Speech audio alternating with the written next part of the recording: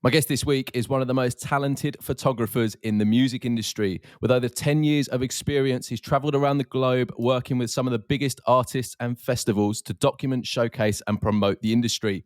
He's always got a camera and a lens in the right place at the right time. And if you've been to a large-scale rave in the UK, he's likely shot you inebriated face at one point. It's Elliot Young. Good afternoon, fella. How are you? Sounds good, that, doesn't it? Do you know what I mean? I've never actually had anyone do me an intro. You like it? Yeah. You summarise it nicely? Yeah, I reckon so. I Yeah. don't really do that many punter photos these days. Do you know what I mean? No, Like, you do the large scale no. ones. What I mean is you've probably shot you've probably if you were to make a rough number, if you've been doing 10 years, how many shows do you reckon you've shot at? Oh, that's a good one. I reckon. I know in 2019, I did 265 or 267 shows. That is a ridiculous number. But that was the majority of them shows was in summer. So obviously, when I lived in Ibiza and I the main photographer for Ibiza Rocks. Yeah. So I was doing 5 days a week for them plus freelance work on top of that in the evenings. So it were like literally like 7 days a week, 2 shows a day. So it was like 14 shows a week. Jesus Christ, that is a monumental. That's so much more than what I thought. That is so much more than what I thought. That is that you were a busy lad. Just out of interest, in that 2019 year, how many cameras did you go through? Did you manage to just hold on to one for the whole time? When did I buy it? 2019. Yeah, I had one camera. My cameras are bad, honestly. Yeah. Like, I think this is what I had one camera. I had a Nikon D810, and then I think I upgraded in like October of 2019. And I got the D850, which I've still got, and that's still my current camera now. Yeah. And have you always been Nikon? Pretty much since I started doing events and clubs, yeah. Yeah. That's interesting. I've never used a Nikon. I used to have originally when I started doing a tiny bit of videography, start with a Canon and then moved over to Sony. So I've got no experience of using Nikon at all. But that's interesting that you've used it the whole entire time. Nikon body and Nikon lenses, would it? Yeah. Well, when I was in 29, it would have been Sigma lenses because they were cheaper. Yeah. Yeah. they were cheaper, and then I finally saved up some money and decided, I might as well buy the good lenses now. And yeah, absolutely. Pretty much everything's Nikon that I shoot with. Beautiful. Lens camera wise. My flashes are cheap ones though because I break them every other week. So you mentioned there you were in 2019. You were doing the resident photography for Ibiza Rocks. A couple of the other big. I mean, you've shot at the likes of. You've shot at Printworks, you've shot for like Crewcast, you've shot like loads of festivals. Can you go through some of sort of like the big events and festivals, like people that you work with? I know you've done bits for like Holy Goof as well, who's like a baseline artist and stuff. God, I don't know where to start with this, because there's a fair few, isn't there? There's like, it's weird to look back on it. Like I always say, like you don't really know you've done something until you look back on it. Yeah. Like, because it just happens. And then like, there'll be times where I completely forget about stuff. I went, oh shit, I did that. Yeah. And I'm like, so I reckon, do you want the current list or the previous list or the last? Just sort of like, just a couple of standout ones that you think people listening to would have like maybe heard of and you think that, oh right, that's sort of like, or that's like quite a pinnacle one for me. I think, yeah, so there's like a few points that I've done. So like back in day, like I'm speaking 2015, probably like the Jams nightclub series, which were run by Elijah and Skilliam, from Butters Record. I do. So they run like a little night in Wire.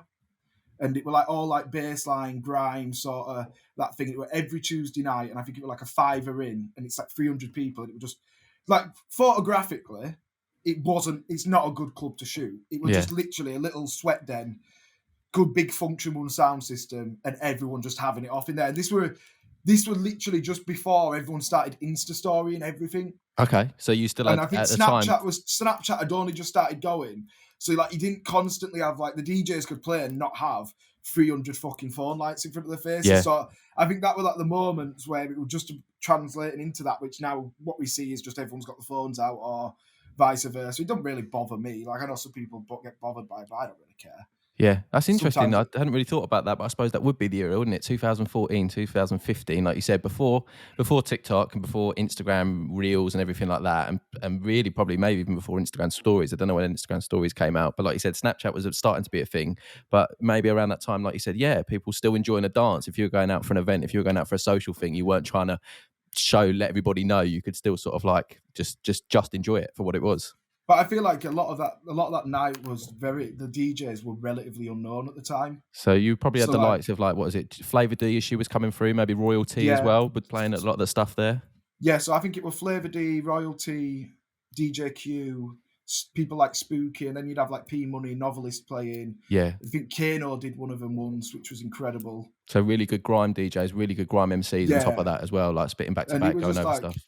yeah, and it was just like this tiny little club, and everyone loved it. And I remember doing it and thinking, that to me were like the pinnacle of my week. Were like Tuesday nights, I'm going to do that. But I'd already been doing like nightlife photography for like 5 years at the time. Yeah. But that's how I met a lot of the artists that I now currently worked for or still work with.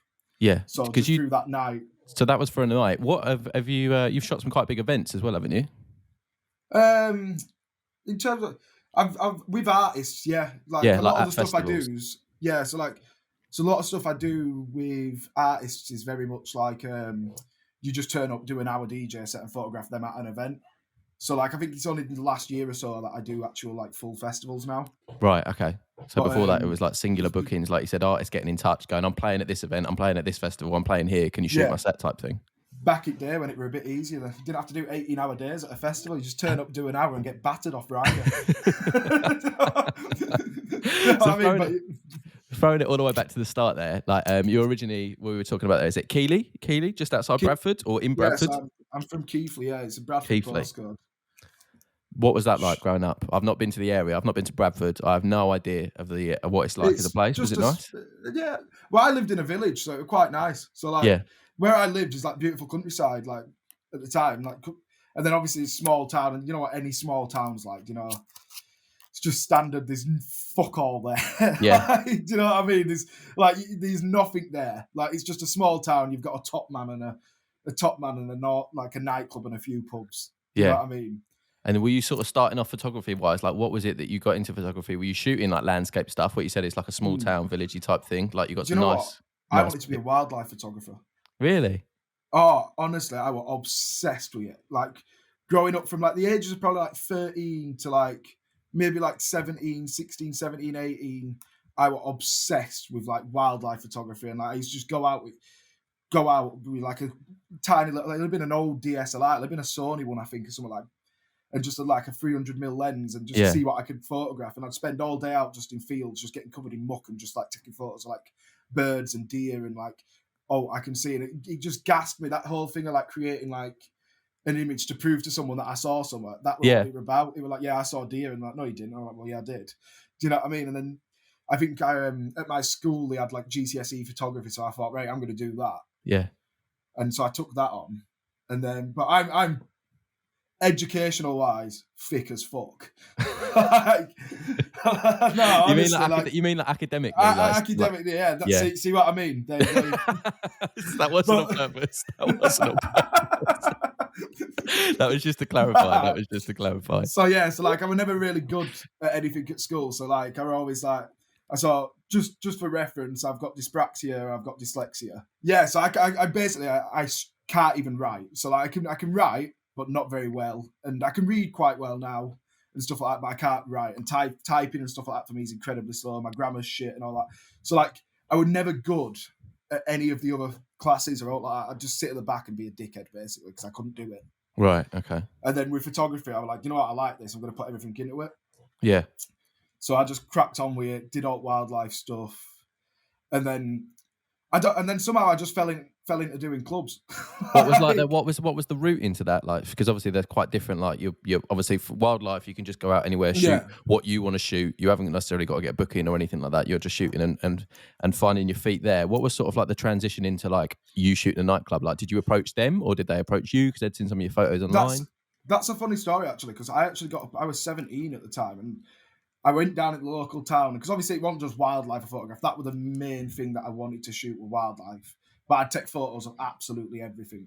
Yeah. And I think everyone who's bought a camera ever has done this, where they've gone out, got a tripod, and put the camera on side at road, slowed the shutter speed right down so you can get like the light streams of the cars going past. Yeah. The headlights and the rear lights. Yeah. So I'd gone down into like the local town, and the nightclub at the time I think it's still got the sign. I don't know, it was like a massive sign. We're called K2 Nightclub, and it's like a massive neon sign. So I'd set that up as my focus point. Yeah.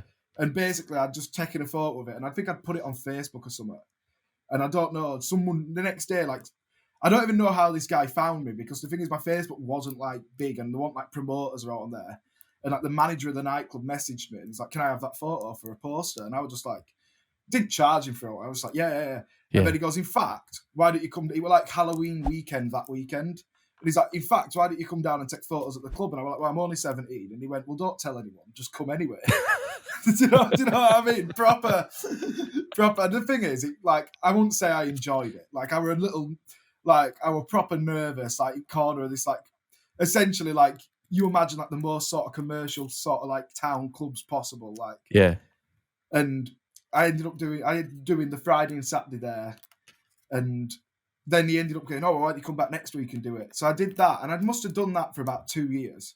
Oh, really? So you got 2 years of experience at that K2 nightclub, like every Friday and Saturday. But I was working at like Aldi and Morrison's and stuff like that as well. Yeah. Like, I wasn't making. I think I got like 25 quid a night or something. Do you know what I mean? So it wasn't like, it's not like, you know, like don't have to do all else. Yeah. Because the thing is, I'd probably spend that 25 quid behind bar, because they never give me free drinks. And if I didn't spend it behind bar, there were a takeaway over at road which I'd spend a tenner in, and taxi home was 6 quid. So I'd probably only make about a tenner a night. Yeah.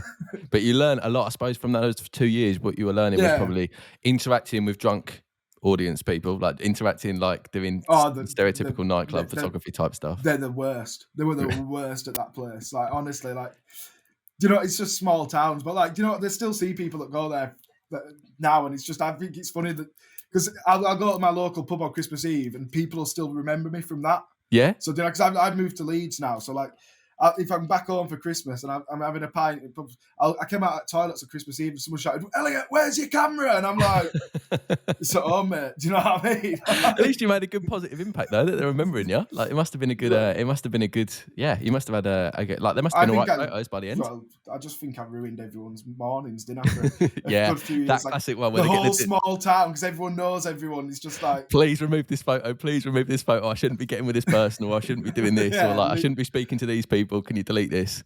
What was the transition then from, so you were shooting for 2 years at K2, and then how did sort of like the sort of like first booking come after that? Were you sort of like contacted by like by an artist or a DJ from like someone playing at K2? So it wasn't necessarily that. Funny story, actually. I think one of the first DJs I actually shot there is TS7, who's now like a bassline producer.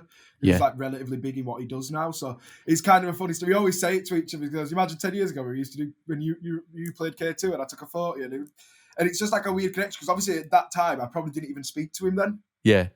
Yeah, you know, and it would have been quite early on in his career as well, wouldn't it? So it sort of would have been for him, yeah, definitely, yeah.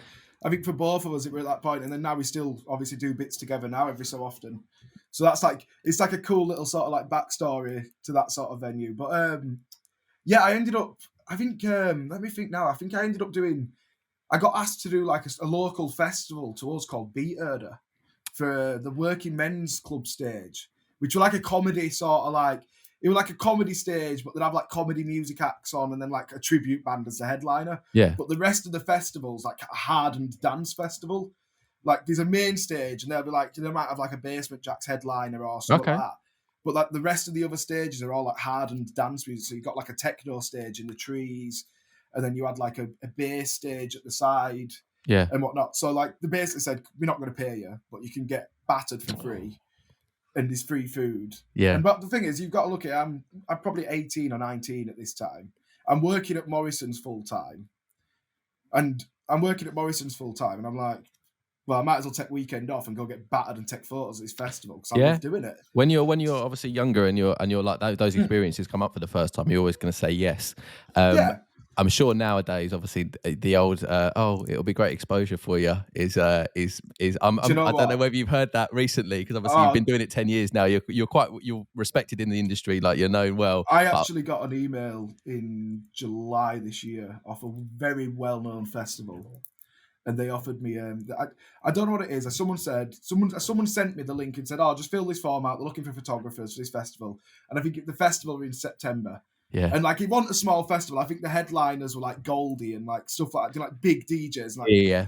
And I got I probably should. I fully took the piss with him because I got a reply back and it was like, sorry, we don't have a budget for photographers this year. But the thing is, they've obviously sent my website and they've looked at it, and it's not me outside arrogant. It's like, if you're going to look at my work, you're not going to expect me to work for free. Yeah. This is what I said. Do you know what I mean? Like, if you go on someone's website and you look at it and you go, right, we'll message them and they offered me drinks tokens and food vouchers for the weekend in return and we'll send you a brief of what shots we want.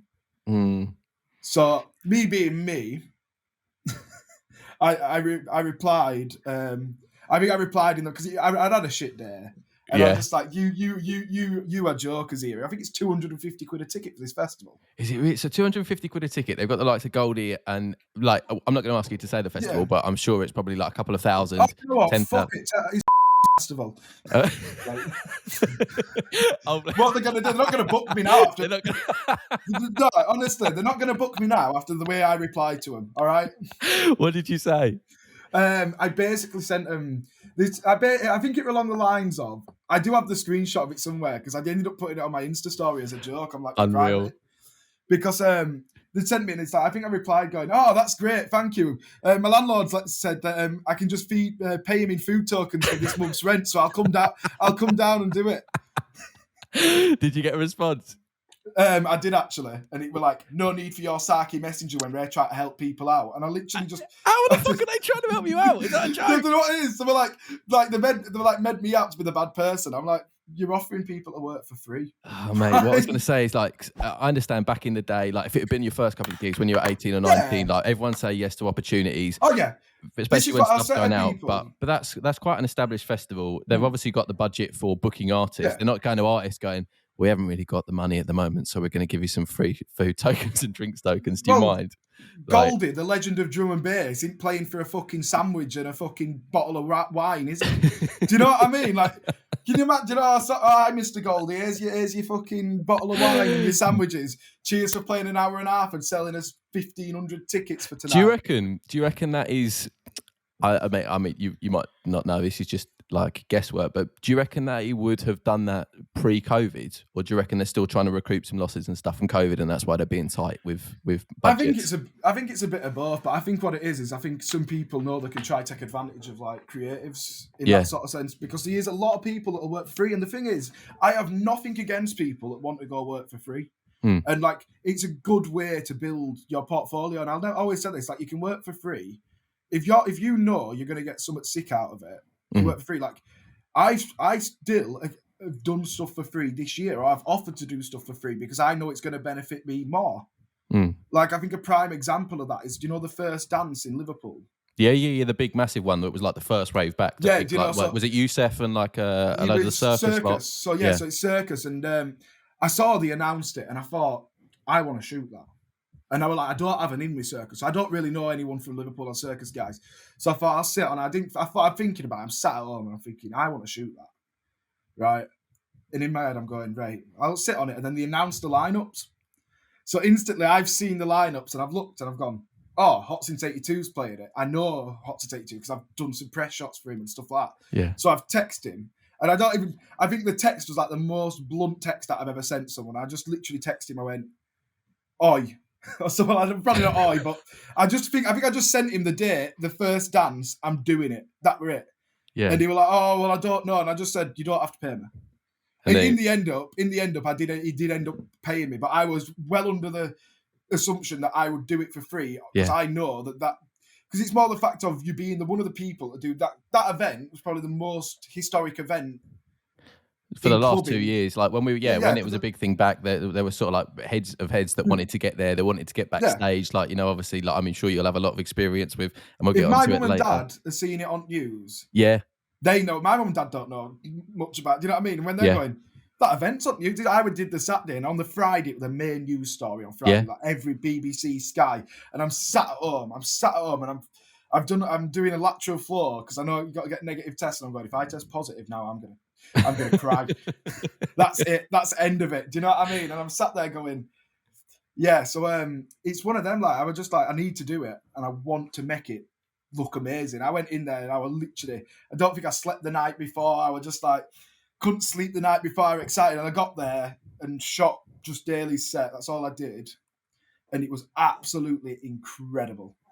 Like I've never been in a room that had that sort of atmosphere. Like every tune that went off, it was just like crowd roar, just like everything. And then obviously all the special guests that were coming out, and the backstage area were just like really nice and great. Everyone, it's like no one had seen each other for like 2 years.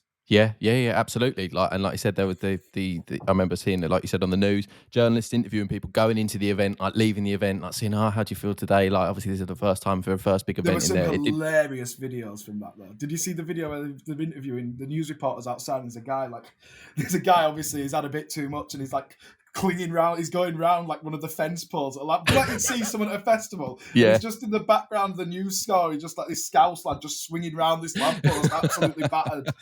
So that sort of would have been like towards the more recent shows that, like, of your career of the 10 years. What was the when you were shooting those first live events, what was sort of like the steepest learning curve that you had for like shooting live events and shooting DJs and being in a massive crowd? Like what were some of the things that you remember thinking like, oh, I've made a mistake here, but I'll learn from this, or like, shit, I didn't realize this is something that I had to like learn type thing? It's weird because when you're doing it, you don't realize you're making mistakes. So like now, if I look back on it, I don't really think that I've ever really made like a massive mistake that's like ruined the night. Yeah. Like there is like times where stuff goes wrong, but it's just learning how to adapt to it. Like, but I can't really reference like a mistake that I've made that's been like outrageous. Probably like drinking too much. Okay. That's probably one of them. Like back when I was like 18, 19, 20, 21, I did like to drink a lot, which I'm not going to say I don't drink a lot now when I'm working, because there is some nights where I will get absolutely battered whilst working, but it's within reason. And I think it's one of them where you've got to kind of learn how to work. Yeah, absolutely. What's something that like sort of the crowd, what's one of the most common things that you get from the crowd? Obviously we spoke before, just as a reference and full disclosure, like, you know, Isaac Reader, who we had on the episode before, he's a videographer that works in the electronic music scene, works with a lot of artists and events and stuff as well. He was saying some of the worst things that he gets, which is actually, can you take a photo of me? And obviously as a videographer, he's like, no, for fuck's sake. And he can't be asked to explain the whole sort of thing of like, I'm shooting video, not photography. So he just pretends to do it and stuff like that. As a photographer, what's one of the things that you think most people come up to you and say, or what's one of the worst things that the crowd regularly does? That. It's exactly that.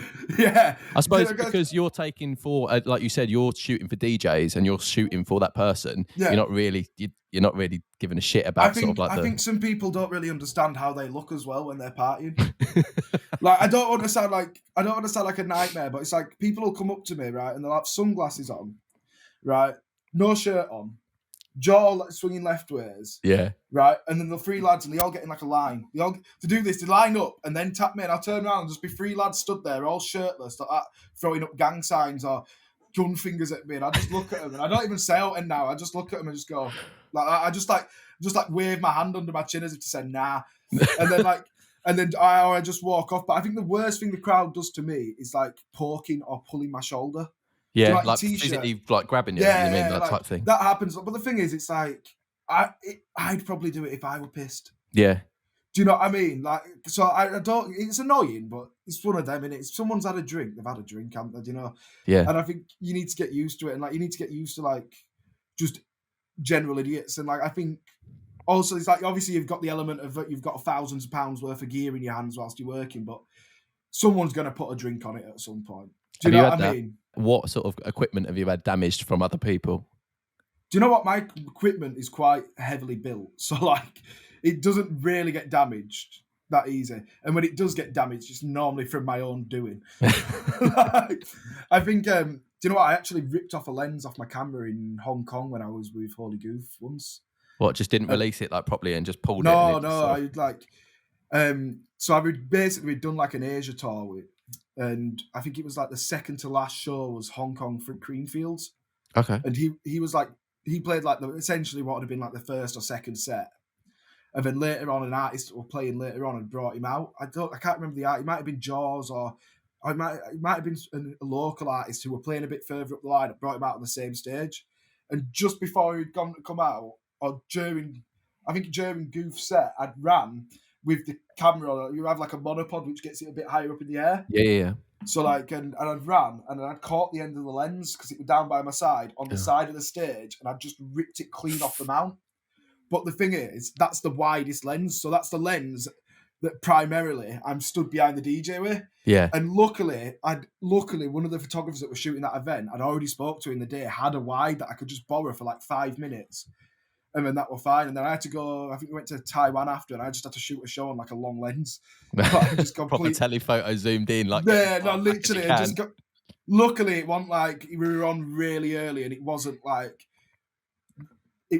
a massive show. Because the thing is, when artists go, like, especially English artists go to like a country like that, you're either, it's more of just an experience and more like, you're going to do it, and like, it's not like playing at UK where like you're going to be playing to 20,000 people. You might be first or second on the stage, and you might be only playing to like the people as they're just coming in. So like, luckily for them situations, which is a nightmare for me because I've got to make it look massively busy and massively good. That's one of the skills as well that people don't realise, is it? Sometimes the photographers and videographers, like you said, if you're playing an early set and you're a DJ and you're an artist, you might not, the room hasn't filled up yet, the stage hasn't filled up yet, the venue's not there, but you can't be making it look empty, you can't be making it look small. So what do you have to do in that situation then? Like, there's ways about it. Like, a lot of the time, it's like I did a few events this year, like just after Halloween, and they were for like a brand, like a really big brand, and they were like a big sponsored event. And they booked like some big headliners and whatnot, and just basically no one turned up. Really? And I mean, 30 people turned up. We did 3 shows. I think only one of them were busy. And the first 2, we did Bristol and Birmingham.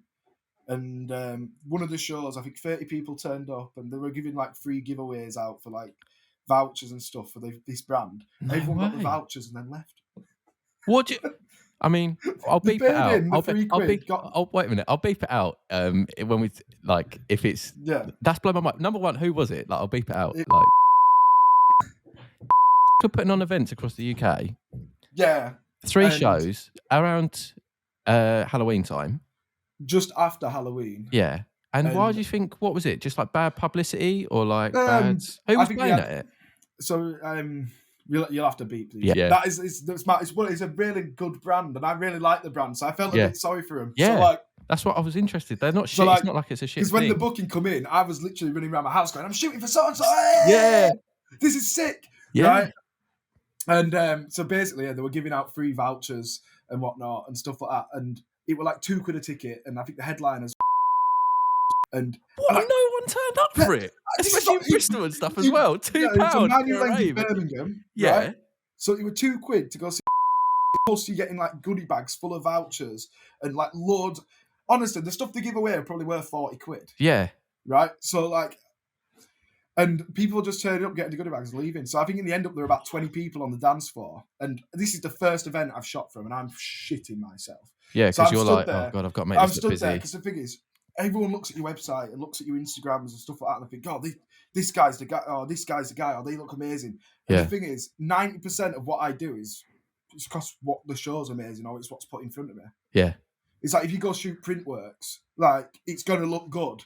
Because like, you've I've got never seen thousands of people, long hallways, good art angles, like lots of potential there for good shots and stuff. Yeah. I've never seen a photo of print works that looks bad. Yeah.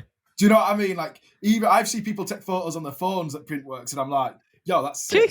Do you know what I mean? It's like, so like, it's one of them, but it's like, so we're in this tiny little club, and there's no people there, and I'm just like, so like, you have to really like think, get up and close with people, and just try and find the angles and make it look busy. They were really happy what I did for them. Yeah.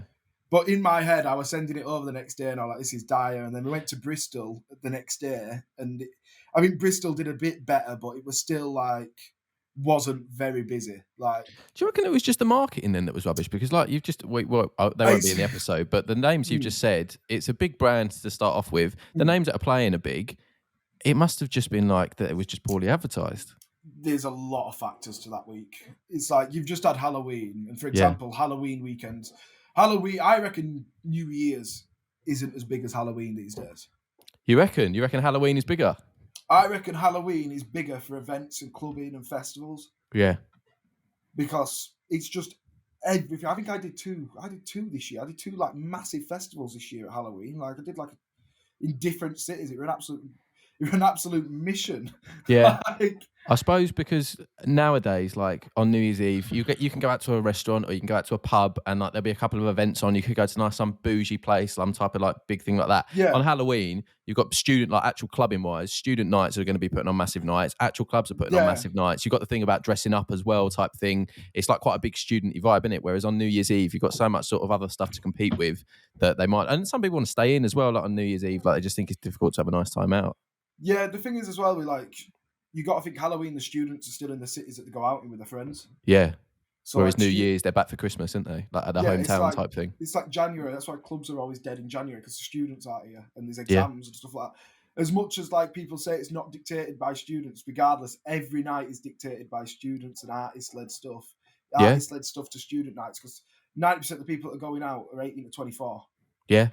Like, in that factor, it's we've like- had like promoters on the podcast and stuff before saying like how much of an impact it does make, like you said, the term time when people are having exams, like when there's like people that have gone home for term, and like how many universities there are in a city will dictate how well an event will do. And also on the flip side to that, of like saturation and oversaturation. So like sometimes you might have a massive city, but if it's playing the same type of music all the time, then sometimes people don't really want to go to that because it's oversaturated type thing. So it's interesting that, like you've just said there, that Halloween was a lot more hectic than New Year's Eve was.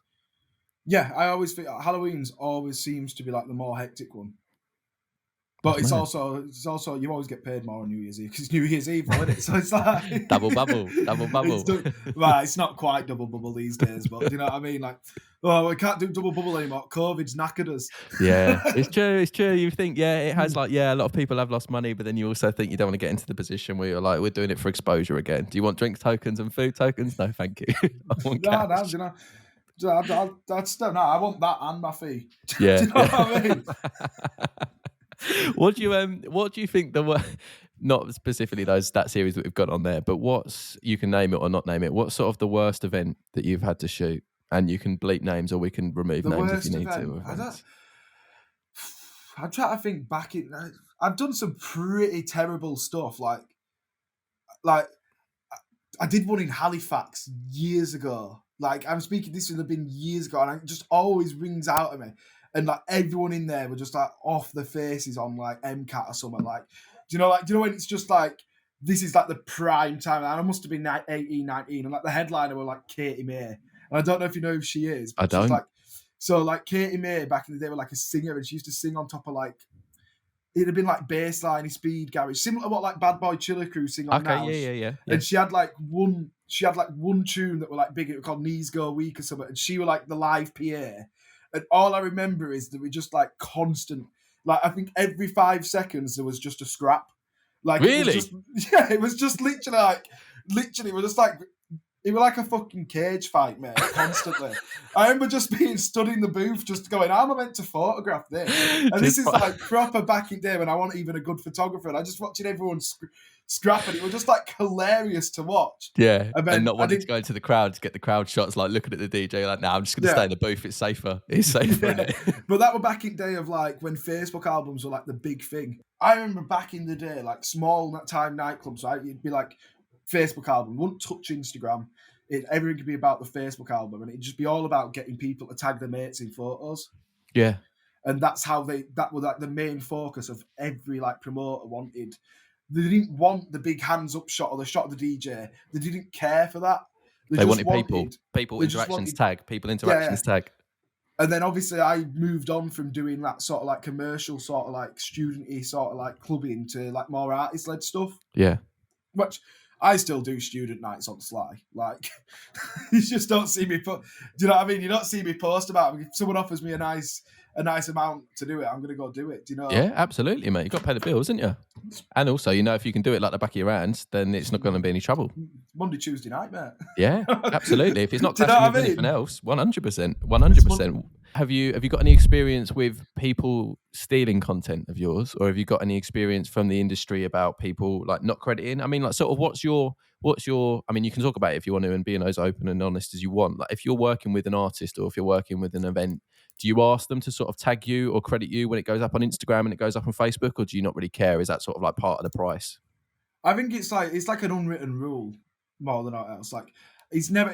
If I send someone content that I've shot for a festival and it's essentially they're getting that content for free, then I'm probably going to stick it end at message. Well, if you post, tag us. Yeah. Do you know what I mean? But like, I know some people I can get wound up by it sometimes, and I have done. And it can wind you up sometimes. It depends who's posting it. If it's like Joe Blogs, probably not. But like sometimes you'll get like a massive artist post a shot and not tag you. And that like post will be on like 15,000 likes or something like that. And you're like, you just go.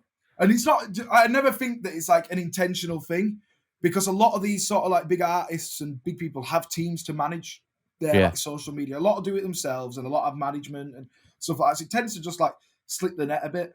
Do you know what I mean? And then normally just a quick nudge, quick message. Oh, can you tag me in that post, please? And it's normally sorted with.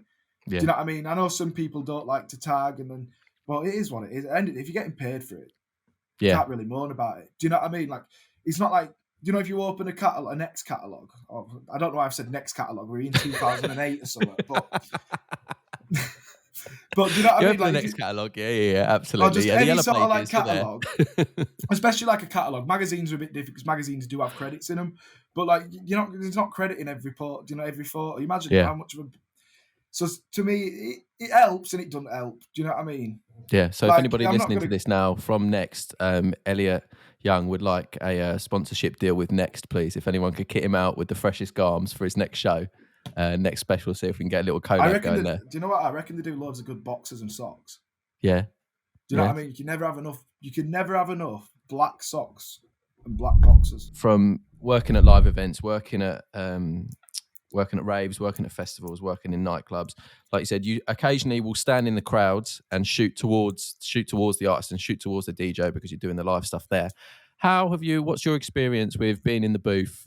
And there have been a lot of people in the booth that might not necessarily warrant being in there and getting in the way of you working. How have you sort of, have you had to deal with that a lot in the industry? I've seen it sort of get, as we were talking about there, like 2013 and 14, when you was originally shooting the stuff at Wire, you were mentioning there, it was sort of like the start of like Instagram stories coming out. Snapchat was being a bit of a thing. People were looking to show off there. Over the last 6, 7, 8 years, it's just got worse and worse and worse, obviously, with people showing in the content, people wanting just to show that story, being like, look, I'm in the booth, look, I'm being on the stage. And obviously, I've been there as well myself. Like, I've done interviews and stuff with artists backstage. I've also done some videography bits and stuff there. So sometimes I've warranted to be on the stage in the booth, sometimes not, but you push it. How have you found over the last sort of particularly 3 to 4 years, people being on stage and getting in the way has impacted you? You're on about the lip filler crew, aren't you? Is that what we're calling them now? The lip filler crew. I think they were called booth pigeons back in the day. Booth pigeons. I shouldn't say that. Do you know what I mean? Like, but it is. It depends. Like some events you do, I think it varies from genre to genre to how busy the booth. Do you reckon? Be. Go on. Okay, so I want a breakdown. Busiest booth. What genre are we talking? House. House or tech house. House or tech house. Yeah, tech house by far. Right. And then D&B and bass can have busy booths depending on the night of the artist. But the thing is, a lot of the bass guys and the D&B all have militant tour managers now. Yeah, so they're like, get out. Like, you're not in it. You're not stepping foot in it. Who are you? Get out. Do you know what I mean? Like, if you see a guy in a protecting tour thing, it's like no one's getting in that booth. Even I have to struggle to get in that booth. You're trying to shoot with a minute and they're going, there's certain artists that like have really protective tour managers, and like you've got to build a relationship with them, like tour managers, to be able to get invoices, and you've got to be nice. Essentially, you've just got to be nice and not be an idiot. A lot of the time, it is just like mates of the promoters or something like that, and they've somehow just all been given a wristband, and you end up with 40 people in there, and they're all. And do you know what? Doesn't annoy me sometimes. Really doesn't. But there's times where there'll be times where I'm stood behind a DJ, right, and someone will step in front of me with their iPhone out. Oh, mate, I've had it before as well, like warehouse projects and stuff as well that I've been shooting. And people, like you said, the iPhone. And if you go, excuse me, like you've got like a massive rig, you've got like obviously a professional camera, but massive fuck-off lens on it, and you'll go, sorry, I'm just trying to shoot. And then they look at you as though to go, well, no, I'm shooting. And it's like, well, one of us is working here, mate, and it's been paid for and stuff like this. You are in here shooting like on your camera to try fucking show off your 200 Instagram followers. Like, fuck Yeah, off. like I always said, no one gives a fuck about your Instagram stories, and it's 100% true. Like, I think it is all bullshit. Like, It's rare. It's rare that I've ever watched an Instagram story, and even like I've taken videos myself, but you never look back and go, "Wow, like I really that's sick." Like sometimes you'll see it on the feed and you'll see professional video and stuff like that, but I'm talking an actual Instagram story is rare, where you'll go like, "Fuck, that looks sick."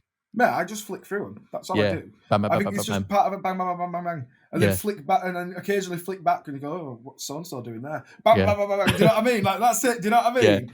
I think that's what it is, and I think especially like with this industry and content being so key now, because a lot of these DJs that are big now have come up in the age of content, and that's the main reason why they've got probably big. Yeah. Is because of. Well, do you know what? That's a bit bad. I'm discrediting a lot of the work. No, mate, it's half and half. No, it's half and half. There are people. Now, listen, I don't want to end up on Twitter like that fucking Molly May has this week by going. Do you know what I mean? Like, everybody's got the same 24 hours a day. That's it. If you want to be a nightlife photographer, there's 24 hours in a day, but you've got to work 12 till 4 a.m. mainly. And the rest of it is sleeping / applying presets. Sleeping. Buying presets and dealing with requests to DJs to Photoshop white powder off their noses. I've had to do that with video as well, mate. I've had to do that video masking. There's been two early on in my career when I was doing Rewind That Track. I'm not going to say who the interviews were, but there's been twice where I've had to frame by frame for a section, like look, but I hadn't noticed at the time, and then look back at the video because it's obviously been my friends like grabbed on the camera and stuff like that. Look back and thought, oh fuck, like there's a lot of something around someone's nostril, and I've either got to cut this, or I've got to frame by frame like color grade it, and it's yeah. The thing is, a lot of like the super big guys now are like sober, like pretty much they've done their time. It's always the residents. It's always the residents. It's always like the warm up DJ. It's absolutely the guy that's closing, the guy who's ever closing, who's coming on after the big last headliners. hour of power. Last hour of power. Yeah, and he's literally always just like you can just about stand up, right? And with them sort of nights, I normally take like 4 shots of them and just leave. Do you know what I mean? Like, I got what I need, but I know it sounds a bit bad, but I'm normally tired and I want to go back to my hotel or have my 4 hours sleep before I have to go to the next city. Do you know what I mean? Like, you can't expect it always to be clean and empty and like so sterile and like, you know, it's not Creamfield's main stage every day, is it? No, it's true. It's true. And like you said, some of those are big families, but actually I think you haven't hit the nail on the head there, because the amount of times that I've been to a tech house or a techno, not even techno, sorry, I'm sticking to tech house here, specifically tech house. There's one night / label brand that I'm not going to say who it is, but I think I literally counted like 38 people genuinely on the stage at one time, and I was like, this is mad. Like, I know there's probably about 6 DJs on the lineup. Fair enough. Each one of those might have bought. Do you know what? I'm just trying to work out what event it is now in my head. I'll narrow it down. It's a big one in Manchester, but it's not Warehouse Project. Yeah, it is. I was literally stood there on the main stage. It was like room 2 of Manchester Academy, room 2 or maybe room 1. And I was just like, this is mental. Like, I was shooting video there as well. It's like it wasn't like I wasn't supposed to be on the stage. I was interviewing artists and stuff there, and needed to get B-roll and needed to get other stuff with it. And I was just like, this is ridiculous. It was like it was like some school Christmas play that was like, I did an just event, like so many people. I did an event this summer, News and Park Festival. Yeah. Right. And it's like the lineup was insane for it. It was Sven Vath, Adam Bayer. So like, do you know, like imagine like a big Creamfield size stage. Mm-hmm. So that's the main stage, and they put the DJ booth right. You know, normally it'd be in the middle of the stage, like back. So they put the DJ booth right to the front edge of the stage. Right. And Okay. Barriered off the booth, round the booth, and then behind that they had a function 1 pointing towards us, away from the DJ and away from the crowd. So they had a VIP area on the stage for all the artist guests and everything. And that worked so perfectly because we still had the bits to move. Yeah. But we still had, all the people could still be the little stage hoggers. Yeah. And do whatever they want and do all their socialising and the videos. But then we had the space to work and do our thing. And it was honestly, I've never seen it. God, why is your function 1 just sat there?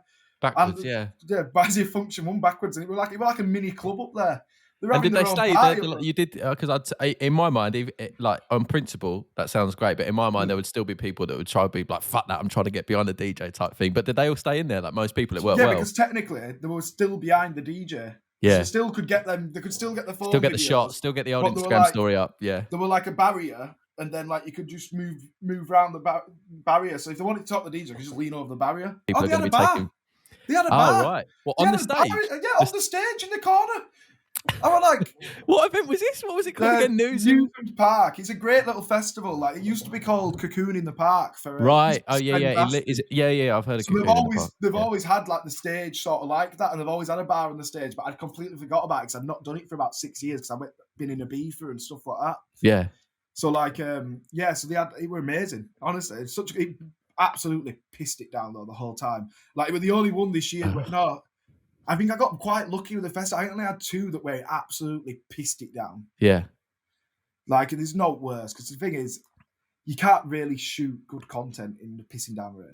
Is that because people are looking miserable and it's not really good, or is that just because the rain will interfere with your actual, like literally the rain physically will interfere with your lenses, interfere with your shot? Oh, it's pretty much everything, isn't it? So like, one, how are you going to sell a festival when you look out to the crowd and it's all umbrellas? Everyone's in like black coats, those ponchos, those really thin ponchos that you can see. Yeah, I don't. Where do they get them from? Them ponchos? You got to be prepared, mate. You got to be organised. Yeah, they got to be organised. Or there's some really tight businessman that is rather than sneaking in drugs and trying to sneak those in. So they look at the forecast. They go, I'm going to be selling these for $5 a pop. They cost me 40p each, but I'm going to get a markup of whatever it is. So they must bring them in there with them. No, that's what I'm saying. It's like everyone just whips them out. I'm just like put on my actual coat because I'm sensible and I bring a coat to every festival I go. Do you know what I mean? Nice. Right, mate. We will wrap up with one final question, just because I don't want to keep you too long, and I'm very aware that we've been talking for an hour and a bit now. If you could give advice to anyone that wants to get into photography in the music industry and in the scene, and also, so that's what I'd like you to answer. And also, if you could give advice to ravers or people that are punters at events, if they see a camera in front of them or if they see a photographer or a videographer or anything like that, what advice would you give, like those 2 pieces of advice? Well, I want to start with the people getting into it. Like, I think don't be afraid to message people and speak to people. And I think one of these things is don't expect people to come to you. Like, do not like you can be the best photographer in the world, but if you sit on your ass and don't speak to people or you don't message people and ask for work, you're not going to get it. Like, you might get bits, but you're not going to get. You got to go out there and you got to ask. You got to ask people. You got to ask for stuff. Do you know what I mean? It's not going to be given to you. You got to ask for it. You got to fight for it. Do you know what I mean? You got to be active. I reckon 99% of the stuff that I've got for is because I've asked for it. You know what I mean? Like I've asked to do stuff. I've asked to stuff, and then it's like 50-50 now for me. Like I still ask to do shows. I still try. I still email people out of the blue, just saying, "Can I do this? Can I do that?" Yeah. Do you know what I mean? It's one of them, and it's also don't worry about what kit you've got. Okay, that's a big one. Yeah. Do you know? This is what I posted. A lot of people have abundance of cash, right? Which would be fucking great, wouldn't it?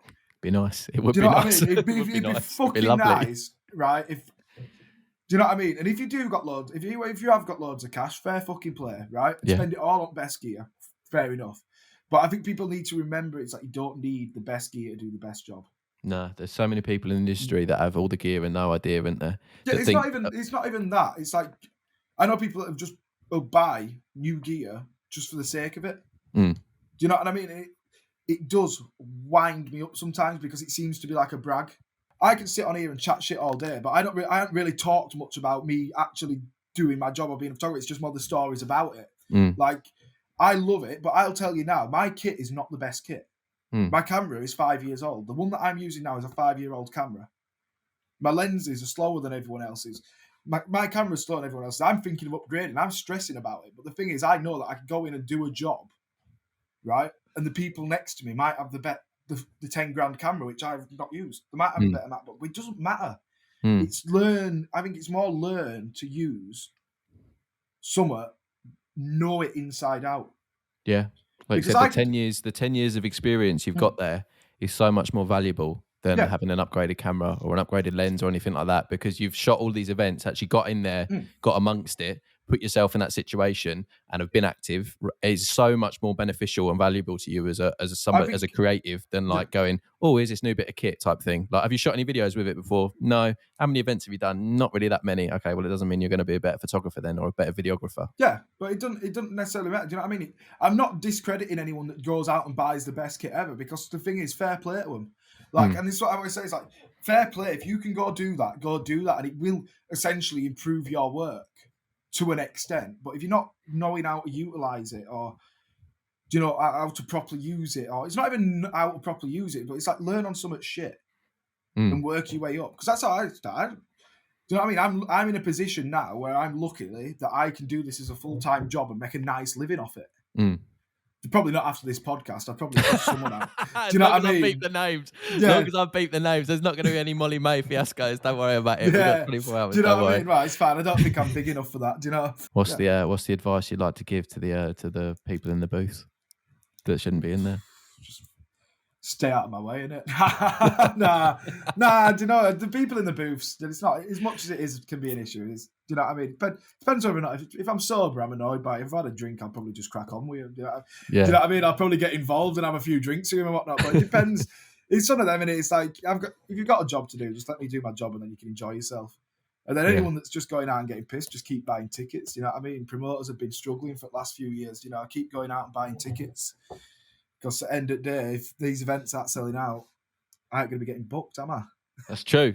You've got to keep Elliot Young in business, please. Go out there, buy those tickets, support the industry, support the nightlife industry. 100%. We've been shafted for like the last year and a half. Well, if not longer, last two years, and we're still getting shafted now. Like, it is indeed, man. Elliot Young, it's been a pleasure, mate, to chat to you today. Yeah, thank you very much.